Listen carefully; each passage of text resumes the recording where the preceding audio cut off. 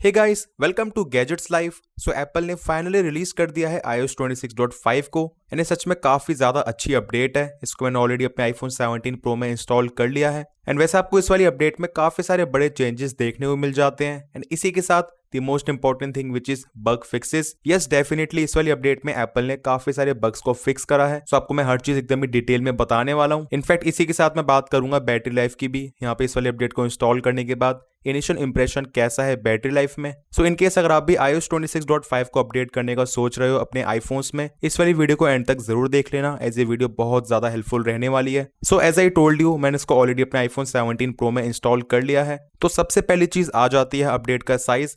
यहाँ पे आप देखेंगे iOS 26.5, यहाँ पे जो अपडेट का साइज है वो है 8.72 GB। एंड वैसे यहाँ पे जो अपडेट का साइज है वो 8 से लेकर 9 GB के आसपास ही रहने वाला है। मतलब आप किसी भी आईफोन में अपडेट कर रहे हो। एंड ये जो अपडेट का साइज है वो तब है जब मैंने इसको इंस्टॉल करा है iOS 26.4.2 के बाद। बट इन केस अगर आप इसको इंस्टॉल कर रहे हो किसी पुराने वर्जन से, जस्ट लाइक iOS 26.3 या फिर 4, मे बी आपको उस केस में यहाँ पे अपडेट का साइज थोड़ा बहुत और ज्यादा देखने को मिल सकता है। बट वैसे किसी भी केस में यहाँ पे जो अपडेट का साइज है वो आपको 9 से लेकर 10 GB के आसपास ही मिलेगा। बट क्या आपको अपने आईफोन में यहाँ पे जो अपडेट का साइज है वो कितना देखने को मिला है, कमेंट सेक्शंस में जरूर बताना। आप किस आईफोन में इसको इंस्टॉल कर रहे हो, किस वर्जन से। अब क्योंकि एक मेजर अपडेट है, सो दैट्स वाई यहाँ पे आपको जो बिल्ड नंबर है वो भी चेंज देखने को मिलेगा। एज यहाँ पे iOS 26.4.2 में आप देख सकते हैं इसके मुकाबले यहाँ पे जो बिल्ड नंबर है वो कम्प्लीटली चेंज हो गया है। इनफैक्ट इसी के साथ जो मॉडर्न फर्मवेयर है वो भी चेंज हुआ है। एज अपडेट करने से पहले ये था 1.55.04, जो कि अपडेट करने के बाद हो चुका है 1.60.02। अच्छा, स्टोरेज की बात करें तो ये काफी ज्यादा बड़े साइज की अपडेट है। हमारे मन में डाउट आता है यहाँ पे ऐसा तो नहीं कि स्टोरेज कम हो जाए, यानी अपडेट हमारे फोन में स्टोरेज को ज्यादा ऑक्यूपाई करे, बट ऐसा बिल्कुल भी नहीं है। एज यहाँ पे अपडेट करने से पहले आप देखेंगे अवेलेबल स्टोरेज 102.25 GB थी। एंड अपडेट करने के बाद यहाँ पे इनिशियली इनफैक्ट जो स्टोरेज है वो स्लाइटली बढ़ गई है। हाँ, बट लॉन्ग टर्म में ऐसा बिल्कुल भी रहने नहीं वाला है, क्योंकि यहाँ पे जो स्टोरेज है वो वापस से उतनी ही हो जाएगी। क्योंकि किसी भी बड़ी अपडेट को इंस्टॉल करने के तुरंत बाद यहाँ पे जो iOS एंड सिस्टम डेटा है वो थोड़ा बहुत कम होता है, उसके बाद वो वापस से इंक्रीज हो जाता है 1-2 GB या फिर depending upon your iPhone storage. So in a nutshell अगर हम बात करते हैं स्टोरेज की, तो उस चीज में यहाँ पे वाली अपडेट एकदम ही सॉर्टेड है। किसी भी तरह के यहाँ पे मुझे कोई इशू देखने को नहीं मिला है। एंड मे बी अगर आपके आईफोन में प्रीवियसली कोई भी स्टोरेज के रिगार्डिंग बग चल रहा था, सो होपफुली यहाँ पे ये वाली अपडेट उसको फिक्स भी कर देगी। इसके बाद बात कर लेते हैं द मोस्ट इंपॉर्टेंट थिंग की, which is what's new in this update. So यहाँ पे आप देखेंगे एप्पल ने इस तरीके से इसको मेंशन करा हुआ है, this update includes the following enhancements, जिसमें बेसिकली यहाँ पे केवल 3 चीजें ही लिस्ट करी गई हैं। सो एक एक करके आपको हर चीज को एक्सप्लेन करता हूँ। एंड इसके बाद मैं बात करूंगा बग फिक्सेस की, जो कि बहुत ज्यादा इंपॉर्टेंट है। तो सबसे पहले मिल जाते हैं कुछ नए वॉलपेपर्स। इसको एप्पल नाम दे रहा है प्राइड लुमिनेंस। लाइक यहाँ पे प्लस पे टैप करने के बाद जैसे हम नीचे स्क्रॉल करते हैं उस पर आप देखेंगे यहाँ पे जो प्राइड कैटेगरी है, जिसमें कि एप्पल बेसिकली जो LGBTQ+ कम्युनिटीज वगैरह है उसको प्रमोट करने के लिए वॉलपेपर्स ऐड करता रहता है। इसमें आपको नए वॉलपेपर्स देखने को मिलते हैं। तो इसको आप पहले इस तरीके से इंस्टॉल कर लीजिए गेट पे क्लिक करके।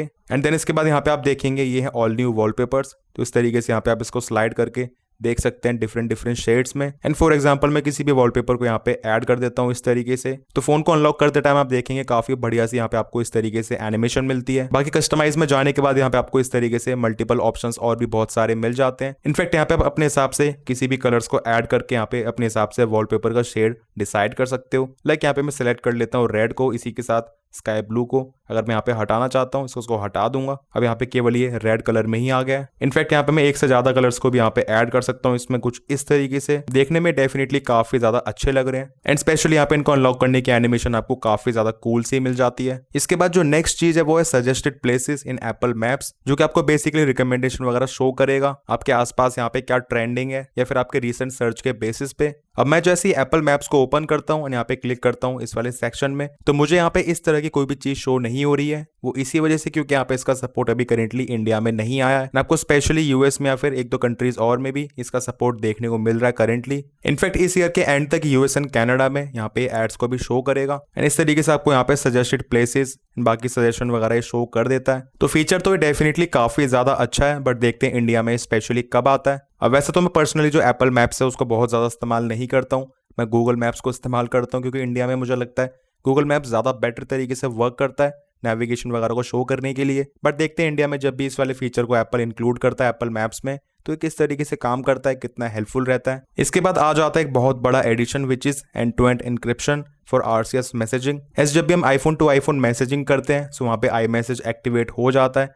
इस तरीके से आपको यहाँ पे ब्लू बबल्स मिलते हैं। एंड जो ब्लू बबल्स हैं वो इसी चीज की पहचान है कि यहाँ पे ये प्रॉपर्ली एनक्रिप्टेड है सिंस iOS 5, मतलब काफी सालों से। बट जब भी हम आईफोन से एंड्रॉइड में मैसेजिंग करते थे तो वो एंड टू एंड एनक्रिप्टेड नहीं होती थी, बट अभी करेंटली ये भी एंड टू एंड एनक्रिप्टेड हो चुकी है। बट एक चीज आपको पता होनी चाहिए दैट यहाँ पे सभी कैरियर्स के लिए अवेलेबल नहीं है, इसी के साथ हर कंट्री के लिए भी नहीं। हाँ, बट इंडिया के लिए वर्क कर रहा है या फिर नहीं उसको हम चेक कर सकते हैं। सिंपली आपको यहाँ पे जाना होगा सेटिंग्स में, उसके बाद सर्च कर लीजिए मैसेजेस। इसमें आपको यहाँ पे इस तरीके से नीचे स्क्रॉल करना होगा, देन आप देखेंगे टेक्स्ट मैसेजिंग में RCS मैसेजिंग, एंड यहाँ पे आप देखेंगे RCS मैसेजिंग, इसका टॉगल यहाँ पे ऑटोमेटिकली एक्टिवेटेड आएगा इस वाली अपडेट के बाद। And along with that RCS business messages. अब जैसे यहाँ पे हम क्लिक करते हैं लर्न मोर में, उसके बाद हम यहाँ पे देखेंगे इस तरीके से आपको ये पूरा इंट्रोडक्शन दे रहा है। बट हमारे लिए मेन इंपॉर्टेंट है जानना कि हमारा कैरियर एंड स्पेशली इंडिया में कौन कौन से कैरियर्स को सपोर्ट कर रहे हैं। सो यहाँ पे हम क्लिक कर लेंगे, इसके बाद मिडिल ईस्ट इन इंडिया। सो यहाँ पे आप देखेंगे इंडिया में जाके एयरटेल, उसके बाद रिलायंस जियो।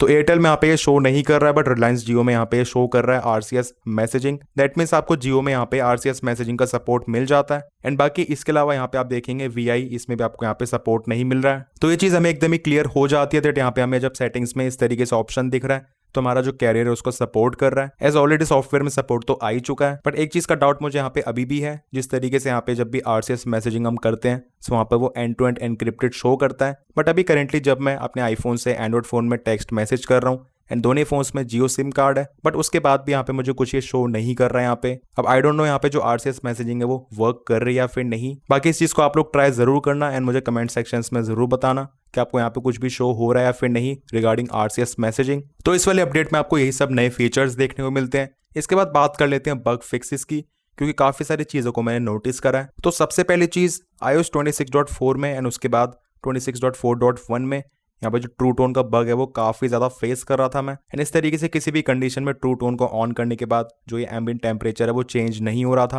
हाँ, बट जो ये वाला बग है वो ऑलरेडी 26.4.2 में फिक्स हो गया था। उसके बाद यहाँ पे अभी भी एकदम ही प्रॉपरली काम कर रहा है। ऐसे यहाँ पे आप देखेंगे मैं इस तरीके से इंडोर कंडीशन में ट्रू टोन को ऑन करता हूँ, सो यहाँ पे टेम्परेचर एकदम ही वार्म हो जाता है। एंड इसी के साथ इससे पहले वाली अपडेट में भी मैंने इसको अच्छी तरीके से टेस्ट कर लिया है। सो दैट्स वाई मुझे यहाँ पे कोई भी डाउट नहीं है। अगर आपको भी अपने आईफोन में इस तरीके से ट्रू टोन का कोई भी बग फेस हो रहा था तो इस वाली अपडेट के बाद वो यहाँ पे डेफिनेटली फिक्स जरूर हो जाएगा एंड यहाँ पे प्रॉपर्ली हर बारी अच्छी तरीके से काम कर रहा है। अब जब से iOS 26 रिलीज हुआ है मैंने नोटिस करा है किसी भी एप्लीकेशन को थोड़ी देर तक इस्तेमाल करने के बाद जैसे हम यहाँ पे इस तरीके से बैक करके लेफ्ट एंड राइट स्वाइप करते हैं तो काफी ज्यादा major lags and jitters notice होते हैं for the first time. Like यहाँ पे मैं इस तरीके से सेटिंग को बैक करने के बाद इस तरीके से स्वाइप करूंगा तो एक बार यहाँ पे बहुत ज्यादा मेजर लैग आता है एंड ये वाली चीज फ्रिक्वेंटली अपने आप ही कभी कभार आ जाती है। मुझे इस वाली अपडेट को इंस्टॉल करने के बाद वो अब तक बहुत ज़्यादा नोटिस नहीं हुआ है।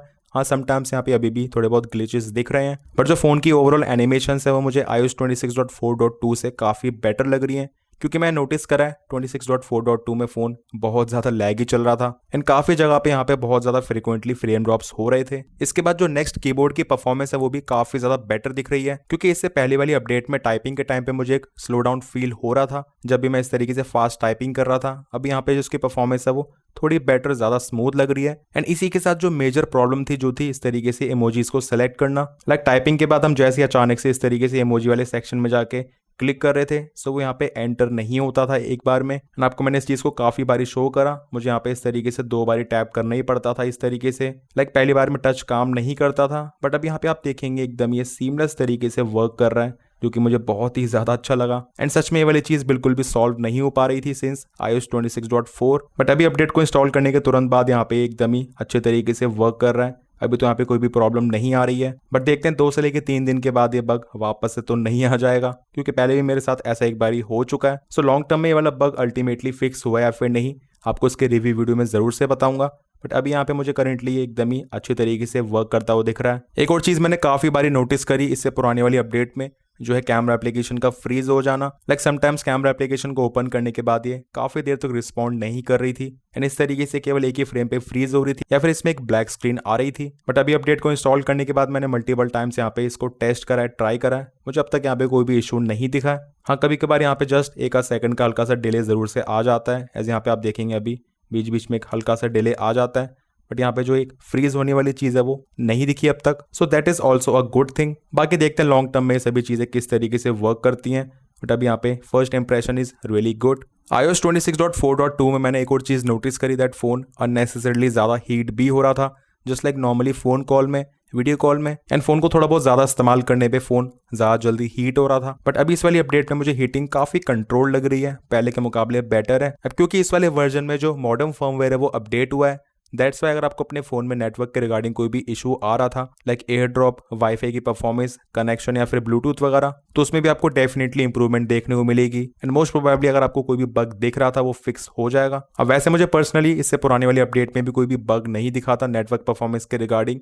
हाँ, एक प्रॉब्लम मुझे आईफोन्स में ज़रूर से लगती है, that is wifi and mobile data को, मतलब सेलुलर डेटा को एक साथ इस्तेमाल करना। लाइक जब भी ये दोनों चीज़ें एक साथ ऑन रहती हैं तो मुझे ऐसा लगता है ये आपस में कहीं ना कहीं कनेक्टिविटी को हैम्पर करती हैं, जबकि एंड्रॉइड फोन्स अच्छी तरीके से इस चीज़ को डील कर लेते हैं। लाइक फॉर एग्जांपल अगर इस तरीके से दोनों चीज़ें ऑन है, मैं आउटडोर में मोबाइल डेटा को इस्तेमाल करने की कोशिश कर रहा हूँ तो स्पीड नहीं आती है एंड कुछ भी लोड नहीं हो पाता है। उसके बाद मुझे इस तरीके से देखना पड़ता है कि हाँ वाईफाई ऑन है, इस वजह से ऐसा नहीं हो पा रहा है। इसको ऑफ करने के बाद फिर वो एकदम ही फ्लॉलेस तरीके से वर्क करता है। तो आई थिंक इस वाली चीज़ को एप्पल को ज़रूर से इंप्रूव कर देना चाहिए। इन आईफोन्स में स्टार्टिंग से ही है। बाकी इसी के साथ काफ़ी सारे लोगों को एप्पल कार प्ले में भी इशू आ रहा था, लाइक कनेक्टिविटी में।